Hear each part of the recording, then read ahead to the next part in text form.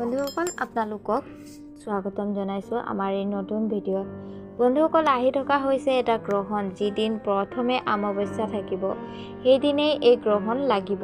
এবাৰ সূৰ্য গ্ৰহণ লাগিব। এইবোৰ কথাৰ ওপৰত আপোনালোকে ধ্যান দিব লাগিব, অৰ্থাৎ মনোযোগ দিব লাগিব।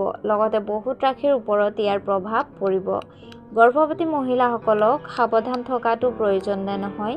আহক জানি লওঁ 21 নে 22 ছেপ্টেম্বৰ কেতিয়া লাগিব এই বাৰ্ষিক সূৰ্যগ্ৰহণ। জ্যোতিষ গণনাৰ অনুসৰি এই বাৰ্ষিক অন্তিম সূৰ্যগ্ৰহণ লাগিব 21 তাৰিখত। গ্ৰহণ আৰম্ভ হ'ব পুৱা 10 বজাত 59 মিনিটত আৰু সমাপ্ত হ'ব ভোৰ 3 বজাত 23 মিনিটত। কিন্তু লক্ষণীয় বিষয় হৈছে এই গ্ৰহণ ভাৰতত দেখা নাযাব। সেয়ে সূতক কাল মান্য নহয়, অৰ্থাৎ 12 ঘণ্টা আগতকৈ বিশেষ বিধি নিষেধ কৰিবলগীয়া নহয়। এইবাৰ ভাৰতৰ মন্দিৰৰ কাপাট বন্ধ নহ'ব।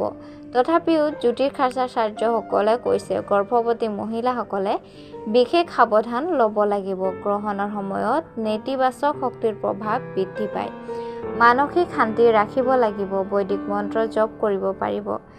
আহাৰ পানীৰ ক্ষেত্ৰতো মন দিব লাগিব। যদিও সূতক কাল নাই, তথাপিও বহু লোক গ্ৰহণৰ সময়ত আহাৰ পানী নকৰে। আপুনি ইচ্ছা কৰিলে কৰিব পাৰে। গৰ্ভৱতী মহিলাসকলক বিশেষকৈ ঘৰৰ ভিতৰতে থাকিবলৈ পৰামৰ্শ দিয়া হৈছে।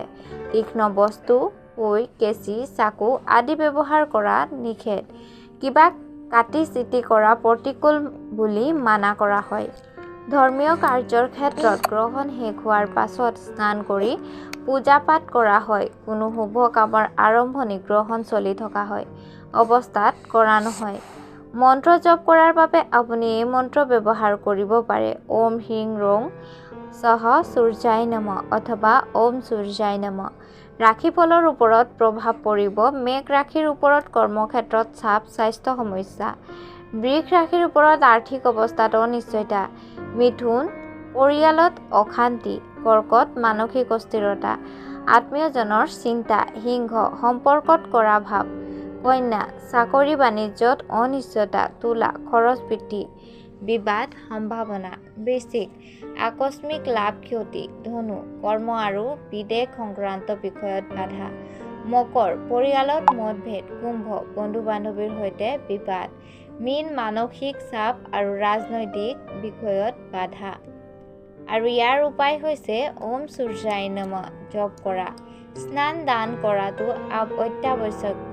গ্ৰহণৰ পিছত তুলসী পাত বা গংগাজল গ্ৰহণ।